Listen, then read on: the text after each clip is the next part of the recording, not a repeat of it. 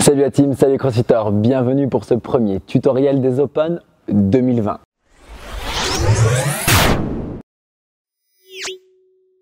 Pour la 4e saison d'Open consécutive, je vais vous faire un tutoriel chaque semaine pour chaque workout des Open. Si vous êtes nouveau sur cette chaîne, pensez à vous abonner à la chaîne et à cliquer sur la petite cloche. Ça vous permettra d'être au courant à chaque fois que je sors la vidéo le plus tôt possible le vendredi, c'est promis. Comme les autres années, vous allez retrouver dans ces vidéos un conseil général avec un échauffement très spécifique pour le workout. Et justement, à propos de spécifique, on va avoir une partie conseil sur les mouvements, sur la stratégie, sur le matériel, comment vraiment pouvoir donner le maximum de nos capacités dans de bonnes conditions. Petite nouveauté cette année, on va avoir une section spécifique pour les scaled avec des conseils qui peuvent être inhérents à leur version du workout avant de terminer par quelques conseils de récupération. Et à propos de récupération, restez avec moi jusqu'à la fin de la vidéo parce que je vous proposerai de recevoir 2 vidéos exclusives de récupération justement pour être très performant au fur et à mesure des semaines d'Open.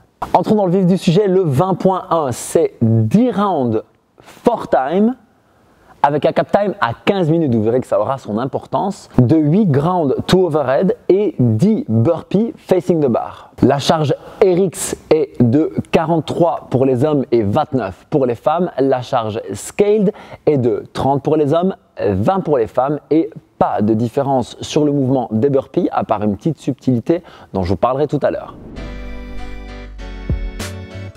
Ce qui saute aux yeux, c'est que comme chaque année, le premier workout des Open est un gros test de notre work capacity avec beaucoup de volume, beaucoup de répétitions puisque on a 80 ground to overhead et 100 burpees facing the bar. Et c'est pour ça que ce cap time à 15 minutes est vraiment très important parce qu'on a vu cette nuit les meilleurs athlètes du monde ou parmi les meilleurs athlètes du monde faire à peu près 10-11 minutes et certains très bons athlètes terminer en 12 minutes plus.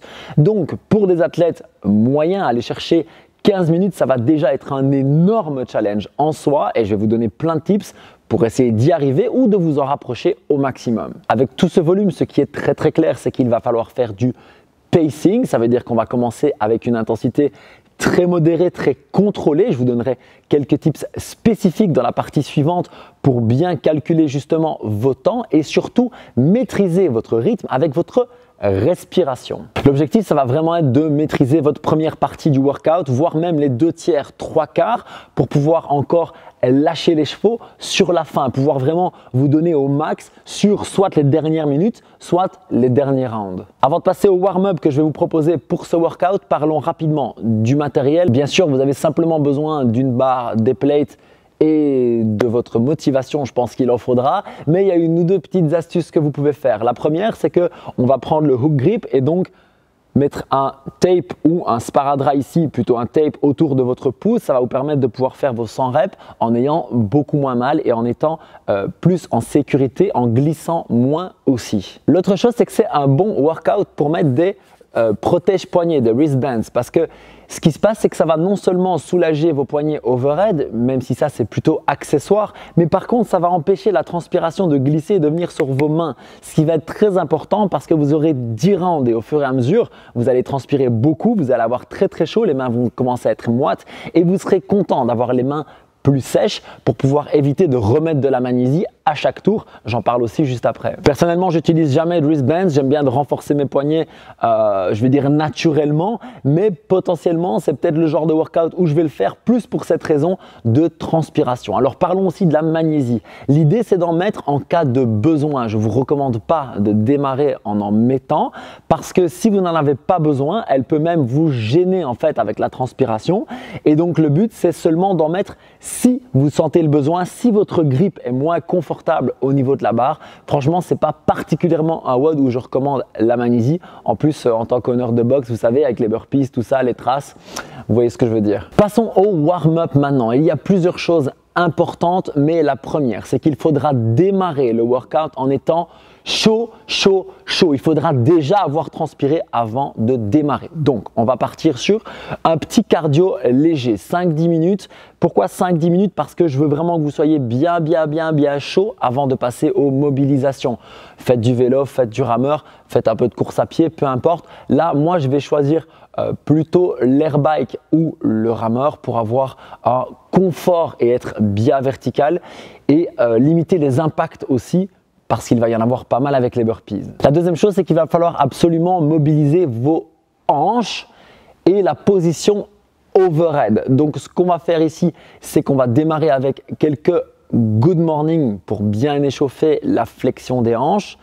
Et je vais enchaîner avec quelques burpees jambes tendues. Le but des burpees jambes tendues, c'est vraiment d'échauffer cette flexion des hanches et à la fois de mettre de la tension dans les ischios. Vous pouvez aussi masser les ischios avant de faire cette séquence, ça peut les détendre un petit peu, ça peut permettre de gagner un petit peu de facilité à vous refermer sur les burpees, ça aura son intérêt par la suite. Avant de passer à l'échauffement du haut du corps, je vous conseille bien sûr de masser un petit peu les trapèzes, les pectoraux et les épaules avec une petite balle, simplement contre le mur pour bien amener de l'afflux sanguin et détendre les tissus.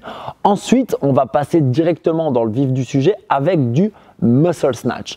L'intérêt du muscle snatch, il va être double. On va échauffer la rotation de l'épaule et la stabilisation overhead, mais on va aussi ouvrir les hanches. C'est très important de bien préparer cette extension, d'engager vos moyens fessiers parce que vous allez en avoir un paquet dans le workout. Le muscle snatch, je vais le démarrer aux hanches, en hip snatch, jambes tendues, ensuite descendre au high hang, ensuite descendre au hang et ensuite descendre au low hang. Le but, c'est vraiment d'avoir toute cette trajectoire, tout ce mouvement de flexion-extension des hanches parfaitement échauffé. Et à chaque fois, je vais me concentrer sur une excellente stabilité overhead pour commencer à engager mes pectoraux, mes abdominaux, mais avec les épaules bien basses et être certain d'être fort et stable là en haut. Et avant de passer aux conseils spécifiques, il vous reste deux choses à faire dans votre échauffement. Ça va être de monter la barre que vous allez utiliser dans le Metcon, que ce soit en clean and jerk ou en snatch, au-delà de la charge que vous allez utiliser. Donc,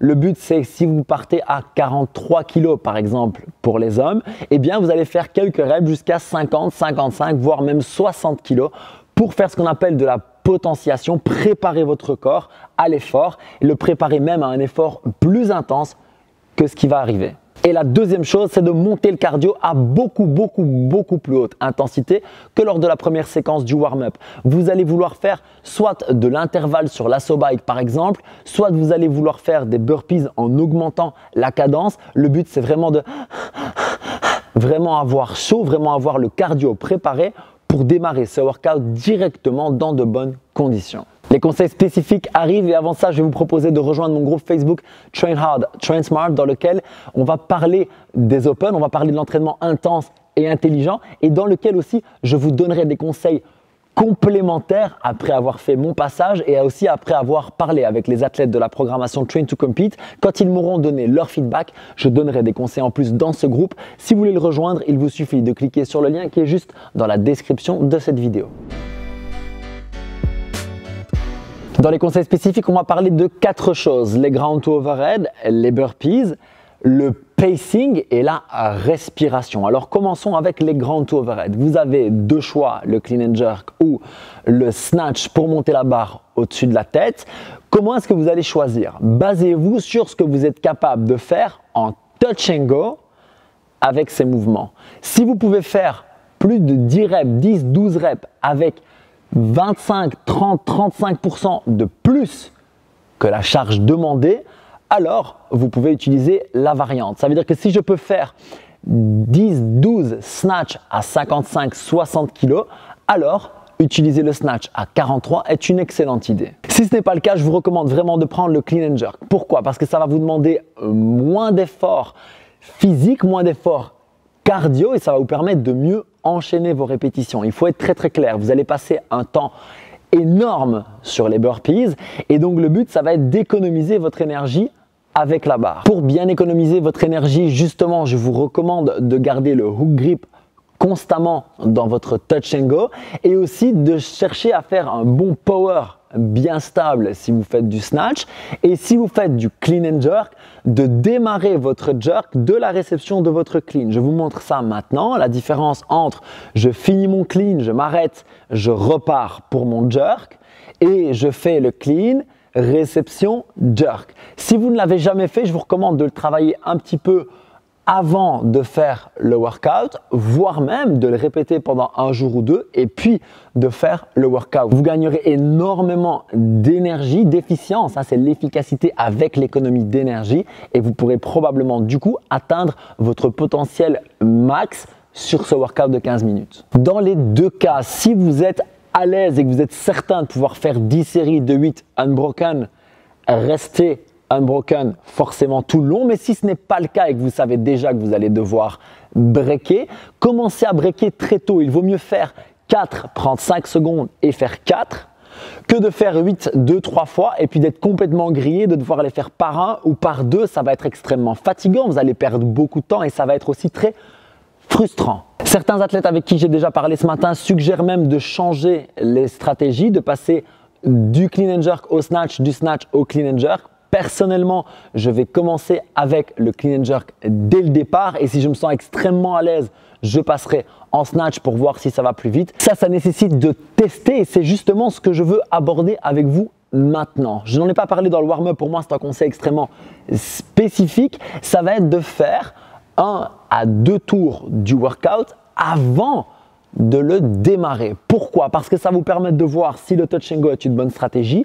Ça va vous permettre de voir si vous pouvez gagner du temps quelque part ou à l'inverse, si vous partez trop vite et que du coup, il y a plutôt intérêt à maîtriser. Ça va vous permettre aussi de jouer la stratégie du temps. Ça va être très très important avec 10 rounds. Vous allez voir si vous pouvez tenir plus ou moins 1 minute 15, plutôt 1 minute 25, plutôt 1 minute 30 plus et garder cette stratégie pendant les premiers rounds pour, sur les derniers, vraiment accélérer à fond. En fait, vous devriez démarrer ce workout comme un 15 minutes AMRAP, vraiment avec beaucoup de maîtrise, beaucoup de fluidité. Cherchez à être très très smooth, on appelle ça, donc vraiment fluide, vraiment coulé au début. Il faut que vous soyez presque pas essoufflé après les 2 premiers tours. Ensuite, clairement, les tours 5, 6, 7 vont être absolument ignobles et le but c'est à partir de là de lâcher les chevaux, on ne réfléchit plus et on envoie.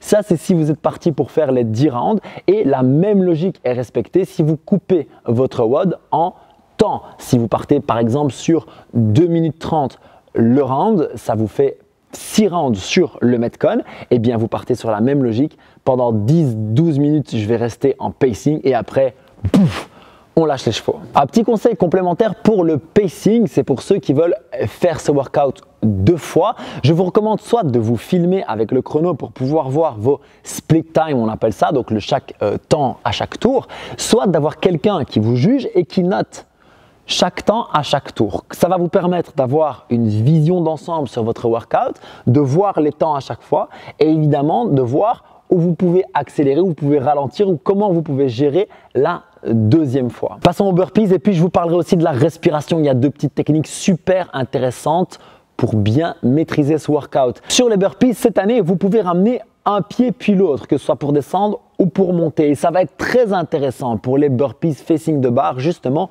de ramener une jambe et puis l'autre. Pourquoi? Parce que ça va vous permettre de ramener les pieds plus près de la barre directement et donc soit d'enchaîner avec le jump immédiatement de face pour faire votre demi-tour, soit pour faire le demi-tour en sautant, soit même pour faire un quart de tour avec votre deuxième pied et n'avoir plus qu'un quart de tour à faire en sautant au-dessus de la barre.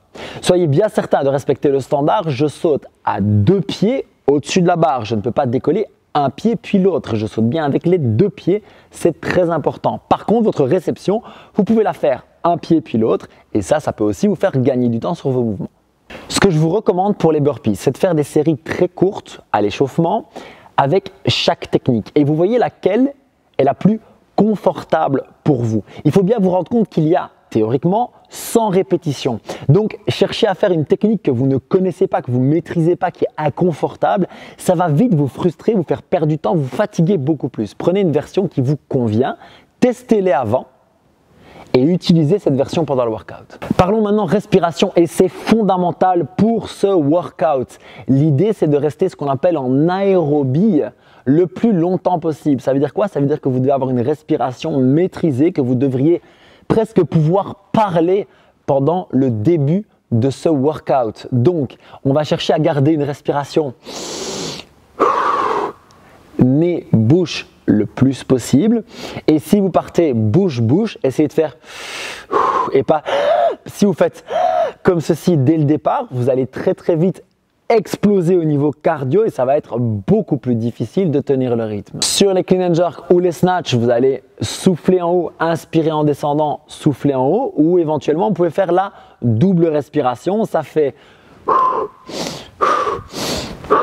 vous pouvez faire ça aussi, mais soyez certain de garder un bon gainage pour protéger votre dos sur la descente. Sur les burpees, c'est pareil. Vous pouvez faire la double respi ou une simple. Moi, je vais utiliser la double. Ça veut dire quoi? Ça veut dire que je vais inspirer en descendant, souffler en bas, inspirer en remontant, souffler sur le jump. Vous pouvez utiliser une simple respi qui est d'inspirer en descendant, souffler en montant, mais je pense que sur 10 x 10, ça va être meilleur d'être sur la double respiration. De nouveau, ça se teste avant de démarrer. Le but, c'est de voir où votre fréquence cardiaque reste la plus basse possible tout en maximisant votre vitesse, bien entendu. Et évidemment, à partir du moment où vous lâchez les chevaux, comme j'ai dit tout à l'heure, dans les dernières secondes, éventuellement les dernières minutes ou les derniers tours, là, vous accélérez, vous passez en bouche-bouche, c'est le principe. Vous allez avoir le cardio qui va exploser, mais c'est le jeu. On veut se déchirer sur la fin de ce workout pour donner vraiment notre max. Passons maintenant aux quelques conseils spécifiques pour les scaled. Tout d'abord, si vous avez sauté à cette section, sachez que je vais aborder uniquement les différences. Donc, soyez donc certain d'aller voir la partie conseils spécifiques dans laquelle je décris tout le workout et tous les petits tips qu'il y a à savoir. Mais pour les scales, il y a des petites variations. La première, c'est sur les burpees. Vous avez la possibilité de faire le step au-dessus de la barre. Et honnêtement, je vous recommande vivement de faire ce step au-dessus de la barre si c'est quelque chose qui vous fait économiser de l'énergie. Ça va diminuer votre cardio par rapport à un jump. Ça va aussi moins fatiguer vos jambes dont vous aurez bien besoin dans les clean and jerk ou les snatch. Donc vraiment, utilisez ce petit step, c'est très très intelligent. Et la deuxième chose, c'est que vous allez avoir une barre de 20, 15 et que donc pour moi le clean and jerk a beaucoup moins d'intérêt. On va plutôt partir sur un snatch.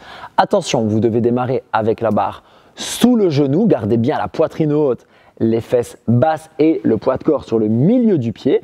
Regardez devant vous et c'est à partir de là, vous faites une bonne poussée en jambe, une bonne extension. Je pense sincèrement que vous allez réussir à faire ça en muscle snatch ou en power snatch.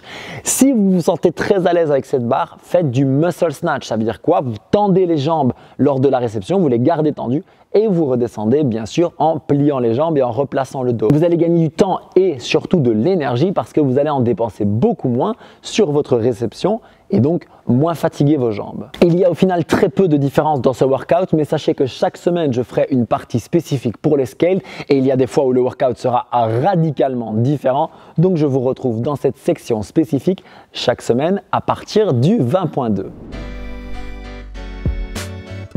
Parlons récupération, c'est très important d'avoir une bonne récup dans ce workout et vous allez être extrêmement fatigué à la suite des dernières minutes ou des derniers rounds. Je vous conseille d'abord de rester couché et de mourir pendant quelques secondes comme il se doit. Et après, par contre, de directement aller bouger. Allez bouger tout de suite après, dans les 5, 10, 15 minutes, peu importe, bouger. Allez faire un petit peu de vélo à basse intensité et faites quelques mobilisations des hanches et du dos, quelques ouvertures de hanches.